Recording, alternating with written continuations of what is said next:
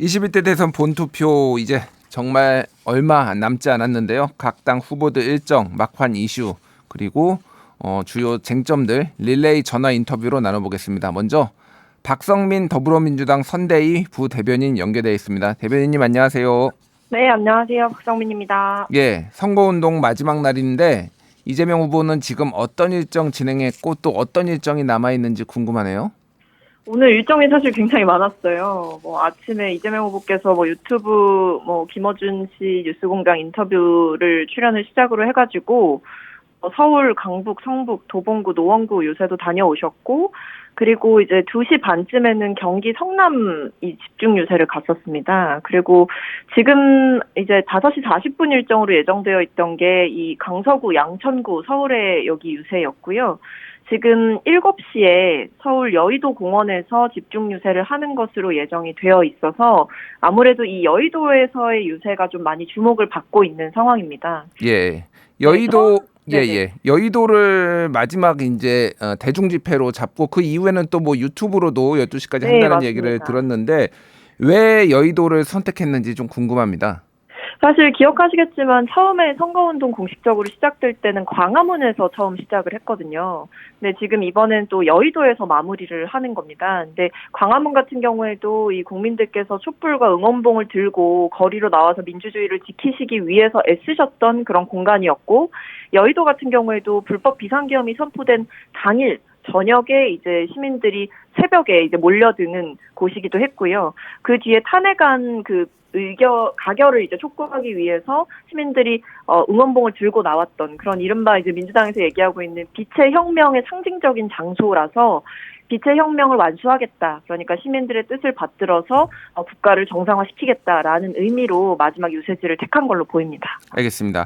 이제 마지막 선거 막바지가 되니까 각종 뭐 의혹 제기가 많이 나오고 문제들이 뭐 지적되고 있는데 일단은 민주당 쪽에서는 소위 말하는 리박스쿨 댓글 조작 의혹을 강하게 문제 제기를 하고 있습니다. 이거는 좀 어떤 의미가 있고 어떤 영향을 줄 거라고 보시는지요?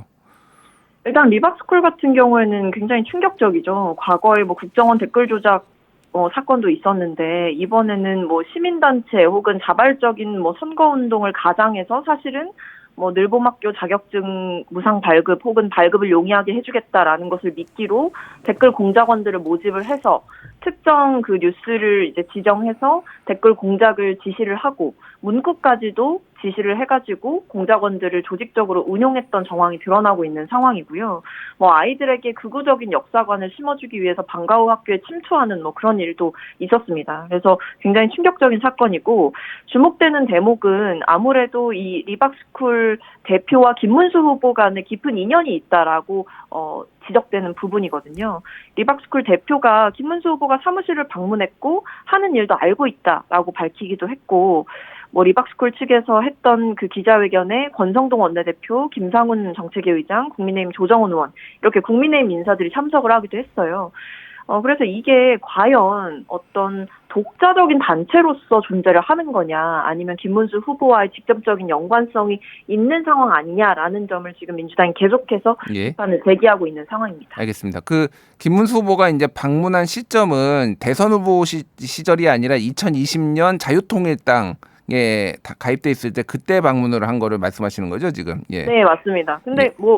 사실 과거부터 이어진 오랜 인연이다라는 취지로 리박스쿨 대표가 김문수 후보와의 연을 강조한 바가 있기 때문에 그 방문했던 시점이라든지 아니면 그 리박스쿨의 그 2020년경에 게재됐던 활동 보고 영상에 김문수 후보의 얼굴이 등장하는 그런 모습이라든지 이런 거 하나하나가 좀 깊이 있게 연관이 오래전부터 되어 있었던 것 아니냐라는 생각이 드는 대목입니다. 알겠습니다. 자, 반대로 이제 다른 당에서는 민주당에 지금 공세를 펼치고 있는 게 이재명 후보의 아들의 부적절한 음란 댓글 그리고 이제 그거는 이준석 후보가 좀 문제 제기를 또 강하게 하다가 지금 문제 또 역풍이 불기도 했는데 게다가 이제 도박 자금이 도대체 어디서 나온 것이냐 그리고 유시민 작가의 설란형 그 김문수 후보 배우자 폄훼 발언 이런 것들이 지금 굉장히 많이 커졌어요. 이거는 좀 어떻게 보시는지요? 일단 하나하나 말씀을 드리면 이제 이준석 후보가 후보자 토론회에서 굉장히 부적절한 여성 혐오적 발언을 했기 때문에 역풍이 불었다라고 저도 생각을 하고 있고요. 근데 그것과 별개로 이제 이재명 후보자의 아들과 관련해서는 사실 몇 년 전 대선에서도 이미 이재명 후보가 사과를 하신 바가 있고, 이번 같은 경우에도 이재명 후보께서 직접 사과를 하신 바가 있는 사안이고, 그리고 저는 이게 국민의힘의 문제 제기를 좀 이해할 수가 없는 게, 이재명 후보의 아들이 했던 행위에 대해서 저는 옹호를 할 생각은 전혀 없습니다. 뭐 불법 도박이라든지 아니면 부적절한 댓글 같은 경우에도 전 문제 있는 행동이었다라고 생각하는데, 이게 이미 사실은 처벌을 받은 거거든요. 그러니까 판결이 나온 거지 않습니까? 수사를 다 거쳤고. 근데 지금 상황에서 그렇다면 다시 재수사를 하자는 것인지, 뭐 이재명 후보가 어떤 수사 과정에서 부적절하게 영향력을 행사해서 처벌을 무마시키려고 하거나 이랬던 것도 아닌데도 불구하고 이것을 이제 정치 공세에 계속해서 활용하는 것이 좀 과하다라는 생각이 듭니다. 예, 유시민 작가의 발언에 대해서는 유시민 작가가 좀 과했다 표현이 이렇게 사과를 하기도 네네, 했는데 이게 사과를 하셨죠. 표심에 좀 영향을 줄 거라고 보시는지요? 일단 이 부분 같은 경우에는 사실 뭐 저는 부적절한 발언이었다라고 생각을 하고, 당에서도 이 진보 진영의 스피커들이 발언을 좀 신중하게 해야 된다라는 취지로 메시지를 냈거든요. 유시민 작가 같은 경우에는 당에서 어떤 선대위의 직책을 맡고 계시거나 민주당적이 있는 분은 아닙니다. 그렇기 때문에 당과 어떤 연관을 지어서 보기에는 좀 무리가 있다라는 생각이 들고, 어쨌든 부적절한 발언이었고 본인이 사과를 했기 때문에 저는 파장은 그렇게 크지 않을 것으로 보이는데, 그렇기 때문에 오히려 이것을 유시민 작가의 발언을 민주당과 연관지어서 공세를 펼치는 국민의힘의 공격이 오히려 좀 힘이 없을 것이다라고 생각합니다. 알겠습니다.